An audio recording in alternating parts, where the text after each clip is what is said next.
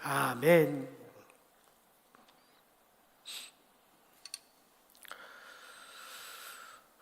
계속해서 누가복음 17장 강해 이어나가도록 하겠습니다. 오늘은 17장 11절에서 19절의 말씀으로 구원의 증거는 감사입니다. 하나님 말씀 전하도록 하겠습니다. 예수님께서 예루살렘으로 가실 때 예수님의 삶의 목적지는 항상 예루살렘이었습니다. 때가 되면, 아버지의 때가 이르면 예루살렘에서 예수님께서만 감당할 수 있는 그 사명이 있었기 때문에 예수님께서 이 땅에 오신 목적, 바로 우리를 구원할 십자가를 지시기 위해서 오늘도 예수님은 그 목적지를 향해 예루살렘으로 한 걸음 한 걸음 나아가고 있습니다. 그러다 오늘 본문에 예수님의 일행이 사마리아와 갈릴리 사이로 지나가시다가 한 마을에 들어가셨는데 거기서 나병 환자 10명을 만나게 되었습니다. 재밌는 것은 갈릴리와 사마리아 그 사이로, 즉 경계 지역으로 예수님께서 가셨다라는 것이죠. 경계 지역이라면 사실 우리가 잘 생각해 보면 정체성이 없는 사람들, 그런 사람들이 사는 곳입니다. 사마리아도 아닌 것이, 갈릴리도 아닌 것이, 코에 걸면 코걸이, 귀에 걸면 귀걸이인 것이죠. 필요에 따라서 한 걸음 뒤로 물러서면 나는 사마리아인입니다 를 외칠 수 있고, 또 필요에 따라서 내가 필요하게 되면 한 걸음 앞으로 나아가서 나는 태생부터 갈릴리 사람입니다, 이렇게 되는 것이지요. 자신의 속내를 속이게, 자기의 속에 있는 이 정체성을 숨긴 채로 다른 사람을 속이기에 딱 좋은 지역이 바로 이 경계 지역인 것입니다. 그런데 오늘 본문에 등장하는 이 경계 지역은 그런 의미가 아닌 것 같습니다. 왜냐하면 그 경계 지역 사마리아와 갈릴리 사이에 있는 한 마을에 나병 환자들이 모여 살고 있었기 때문입니다. 아시겠지만 나병 환자들은 레위기 13장에 의하면, 우리 한번 말씀을 같이 한번 읽어볼까요? 레위기 13장 45절 시작. 나병 환자는 옷을 찢고 머리를 풀며 윗입술을 가리고 외치기를 부정하다 부정하다 할 것이요 병 있는 날 동안은 늘 부정할 것이라. 그가 부정한 즉 혼자 살 때 진영 밖에서 살지니라. 이 나병에 걸린 사람들은 건강한 사람들과 함께 살 수 없습니다. 사랑하는 사람들과 함께 살 수 없습니다. 진영 밖에서 그들을 피해서 살아야만 되는 그런 사람들입니다. 그리고 어쩔 수 없이 사람들 사이를 지나갈 때에도 최소한의 거리를 두어야 합니다. 성경에는 명확하게 얼만큼의 거리를 떨어져 있으라 말하지 않지만 나중에 유대교의 이 구전율법인 미시나나 탈무드 시대에 들어가면서 아주 구체적인 기준이 생겨났습니다. 평상시에는 환자로부터 최소 4규빗, 즉 2m를 거리를 뛰어야 합니다. 그런데 바람이 부는 날, 이 바람이 부는 날은 옛날 사람들은 바람에 의해 이 병이 전염된다라고 생각했기 때문에 환자로부터 최소 100규빗, 약 45m, 규빗은 이 팔꿈치 끝에서부터 여기까지의 거리입니다. 성인은 한 45cm에서 50cm나 되죠. 그래서 100규빗 그러면 거의 50m를 사람들과 뛰어 거리를 두고 있어야 하는 겁니다. 뿐만 아니죠. 부정하다 부정하다 윗입술을 가리고 외쳐야 합니다. 그래서 이 유대인들은요, 이 나병 환자에 대해서는 철저하게 격리 그리고 냉대로 일관했습니다. 그러니 아무리 사랑하는 사람들, 아무리 친한 친구라 할지라도 그들로부터 버림받고 외면당할 수밖에 없었습니다. 갈릴리 사람이지만 철저하게 외면을 받아 그들로부터 최대한 멀리 떨어져 있어야 했고, 사마리아인이었지만 사마리에서 가장 먼 곳에서 사람들을 피해 살아갈 수밖에 없었다라는 것이죠. 그러다 보니 이 양쪽 지역의 경계 지역에 갈릴리 유대인도 또 이 사마리아 사람들도 같은 병, 이 나병을 앓고 있기 때문에 동병상련의 마음으로 함께 모여 살게 된 것입니다. 즉, 가정에서 버림받고 사회에서 외면당한 사람들이 밀려서 최대한 멀리 떨어져 이 나병 환자촌을 이루며 살게 된 것이죠. 그런데 그곳을 주님이 아시면서도 예루살렘을 향해서 가시는 그 길에 이 나병 환자촌에 들린 것입니다. 그러나 그 멀리 외딴 곳에서라도 이 나병 환자들이 사는 이곳까지도 예수라는 분이 나타났는데, 이 예수라는 분은 창세전에 못 고칠 병이 없다, 못 내쫓은 귀신이 없다라는 소문이 전해졌습니다. 복음의 소식이 전해진 것이죠. 이 나병 환자들도 분명 이 예수의 소문을 들었습니다. 예수라는 분을 만나면 이 평생을 갇혀 살아온 이 지긋지긋한 나병도 고침을 받을 수 있다라는 소망이 그들에게 생기게 된 것입니다. 그러던 어느 날 예수님께서 마침 이 마을에 들리십니다. 나병 환자들은 단번에 저분이 예수님이구나를 알아차렸습니다. 어떻게 알아차릴 수 있었을까요? 당시에는 카톡이 없었기 때문에 카톡으로 예수님 사진을 찍어서 보낼 수도 없었을 텐데, 어떻게 그들이 예수님을 단번에 알아볼 수 있었을까요? 그 이유는 바로 예수님을 늘 따라다녔던 제자들과 무리들 때문이었습니다. 수많은 무리들이, 그리고 예수님 곁에 선 제자들이 있었기 때문에 이 나병 환자들은 예수님을 단번에 알아볼 수 있었던 것입니다. 그리고 그들은 멀리 있어서 최소 40m, 50m 떨어져야 했기 때문에 멀리 있어서 예수님을 향해 목소리를 높여 외칩니다. 주님, 우리를 불쌍히 여기소서. 주님, 우리를 불쌍히 여기소서. 퀴리에 일레이존, 이 그리스어 단어가 여기서 나온 것이죠. 주님, 우리를 불쌍히 여기소서. 그랬더니 주님이 그들을 단번에 알아보시죠. 나병 환자인 줄 알아보시고 이렇게 이르십니다. 가서 제사장들에게 너희의 몸을 보이라. 이 말을 들은 이 10명의 나병 환자들은 서로를 갑자기 멀뚱멀뚱 쳐다보게 됩니다. 그리고 똑같은 생각을 그들의 속으로 되뇌기 시작합니다.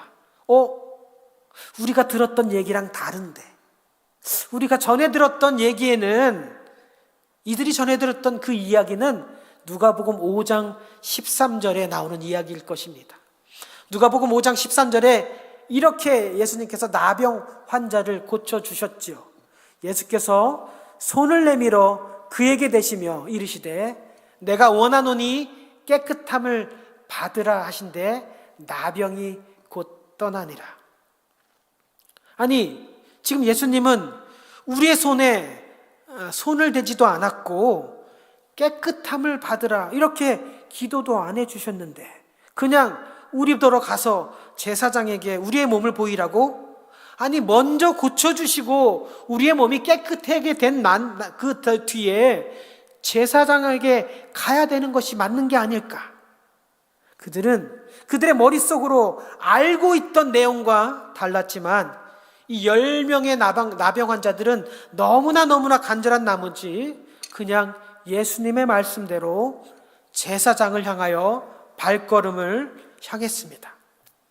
한참을 걷다가 나병 환자 한 사람이 더 이상 참지 못하고 이건 아니잖아. 이건 아니잖아. 친구를 향해 말을 건네려고 돌아보는 순간, 자네 얼굴이 변했어. 자네 얼굴이 정상으로 깨끗해졌어. 자네도 바뀌었는데? 내 손가락도 회복이 됐어. 서로의 얼굴을 지켜보는 순간 10명 모두가 나병이 깨끗하게 치유받은 것을 깨닫게 되었습니다.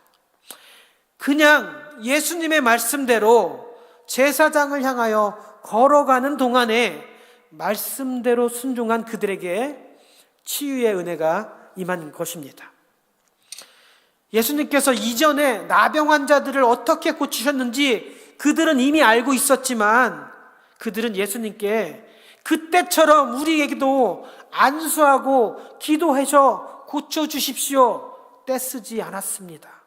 그냥 예수님의 말씀대로 순종하는 자에게 우리가 알고 있던 지식을 뛰어넘는 은혜가 임하게 되는 줄 믿으시길 바랍니다. 10명의 나병 환자는 모두가 평생토록 간절히 원했던 깨끗함을 받았습니다. 그러자 그들 머릿속에서 제일 먼저 떠오른 것은 바로 사랑하는 가족, 그 가족의 품이 떠올랐을 것입니다. 나병으로 인하여 어쩔 수 없이 함께 살 수 없었지만 이제는 내 몸이, 내 손과 발이 깨끗함을 받았으니 그토록 그리워하던 아내의 품으로, 자녀의 품으로 돌아갈 수 있다라는 생각에 너무너무 가슴이 뛰었습니다. 그리고는 미련 없이 그동안 공동체를 이루어서 함께 살았던 이 친구들, 나병 환자들을 다 버리고 미련 없이 갈 길로 각자의 집으로 헤어졌습니다. 그런데 오직 한 명의 나병 환자, 그는 자기가 깨달은 걸 스스로 깨달았습니다. 아마도 이 사람은 손에도 아주 지극히 심한 나병이 있었을 겁니다. 다른 사람을 쳐다보지 않고도, 다른 사람이 말해주지 않고도 내 손을 보는 순간 잘려나갔던 손톱이 다시 살아났다는 것을 보았을 겁니다. 그리고 큰 소리로 그 자리에서 하늘을 향해 이렇게 외칩니다. 하나님, 감사합니다. 영광을 받아 주시옵소서. 어쩌면 저는 이 사마리아 나병 환자가 저 멀리서 예수님께 주님, 우리를 불쌍히 여겨 주십시오. 큰 소리로 간절하게 외쳤던 나병 환자는 아니었을까라는 생각이 들었습니다. 하나님께 영광을 돌렸던 그는 그러면서 동시에 예수님, 나를 깨끗하게 하신 이 은혜를 허락해 주신 예수님이 즉각 떠올랐습니다. 물론 사랑하는 아내도, 사랑하는 자녀도, 보고 싶은 가족들도 떠올랐지만 이 은혜를 베풀어 주신 예수님을 그는 가장 먼저 떠올렸던 것이었습니다. 그리고 그는 즉시 발길을 돌려 가족의 품이 아닌 예수님의 품으로 돌아왔습니다. 그리고 예수의 발 앞에 엎드려 감사를 표현했습니다. 10명의 나병 환자 모두가 하나님의 은혜로 치유를 받았습니다. 9명은 자신들이 그토록 원했던 나병이 치유를 받자 자신의 이 불치병, 나병을 치료해 주신 예수님은 금방 까맣게 잊어버리고 그들이 가장 하고 싶었던 가족의 품으로 돌아가 버렸습니다. 오직 한 명만이, 그 중에 10명 중에 한 명만이 그 은혜를 베풀어 주신 분이 바로 예수님이었다라는 것을 기억하고 예수님께로 돌아와 그 발 앞에 엎드려 감사의 고백을 드렸다는 것이죠. 예수님께 돌아온 이 나병 환자에게 예수님께서 물어보십니다. 17절이죠. 아니, 10사람이 다 깨끗함을 받지 않았느냐? 그 9은 어디 있느냐? 그 다음 절에 보시면 이 이방인 외에는 하나님께 영광을 돌리러 돌아온 자가 없느냐? 이렇게 말씀하셨습니다. 이 말씀은 본문을 계속해서 묵상하다 보면 이 예수님께 돌아온 나병 환자를 꾸짖기 위해서 하신 말씀이 아닙니다. 이 말씀은 예수님을 따르는 그 많은 무리들과 제자들을 향하여, 그리고 오늘 예배를 드리고 있는 저와 여러분에게 예수님께서 말씀하시는 것입니다. 하나님의 은혜를 받았다면 너는 지금 하나님께 감사로 영광을 돌리고 있느냐? 그 은혜를 베풀어 주신 예수님 앞으로 돌아와 주님 감사합니다 엎드려 주님 앞에 경배하고 있느냐? 지금 성경을 통하여 우리에게 말씀해 주고 있는 것입니다. 여러분은 은혜를 베풀어 주신 예수님 앞에 엎드려 진정으로 감사하며 예배하고 있습니까? 뒤돌아보면 우리는 매일매일 주님의 은혜 없이는 살아갈 수 없는 자들입니다. 오늘 아침에 눈을 뜰 때 호흡을 할 수 있는 생명은 누가 주셨습니까? 사랑하는 가족들, 자녀들, 손자들이 다치지 않도록 보호해 주시는 분은 누구입니까? 구하지 않은 것까지도 필요한 모든 것을 채워주시는 분은 누구입니까? 그런데 우리가 받은 것에 너무 취한 나머지 그 은혜를 너무 쉽게 잊어버립니다. 은혜를 받았다면 그 은혜를 평생 우리 마음 깊은 곳에 간직하며 기억하며 살아가야 할 텐데, 걷지 못한 자가 걷게 되는 은혜를 경험하면, 보지 못하던 자가 앞을 보게 되면, 가난했던 저 같은 사람에게 주님께서 넉넉하게 채워주시면 그 발걸음이 은혜를 베풀어 주신 주님께로 돌아가는 것이 아니라, 이제는 내가 걷게 되었으니, 보게 되었으니, 누리게 되었으니 그동안 내가 누리지 못한 것들 마음껏 누려보겠노라고 주님을 외면하고 세상을 향해 달려갑니다. 너무나도 쉽게 이 모든 것을 허락해 주신 주님의 은혜를 잃어버리고 우리는 세상을 향해 달려갑니다. 나머지 9명은 내가 지금 낳은 것, 보이는 것, 그 현상에만 집중하여 이제 나도 건강한 자가 됐으니 내 가족으로, 내 집으로 돌아가야겠다, 세상으로 돌아갔지만, 이 한 사람 사마리아인은 그 치유가 오직 하나님께로부터 온 것임을 깨닫고 현상에 집중하지 아니하고 보이지 않는 하나님께 감사와 영광을 돌렸습니다. 우리는 너무 보이는 것, 내 손에 붙잡고 있는 것에 집중합니다. 그러다 보니 보이는 것에 취하여 보이지 않는 것, 하나님 예수 그리스도의 은혜를 잃어버리게 됩니다. 그리고 점점 멀어지게 되는 겁니다. 오늘 본문에는 결론이 나오지 않습니다. 나병을 치유받았던 9명 분명 건강하게 살았을 겁니다.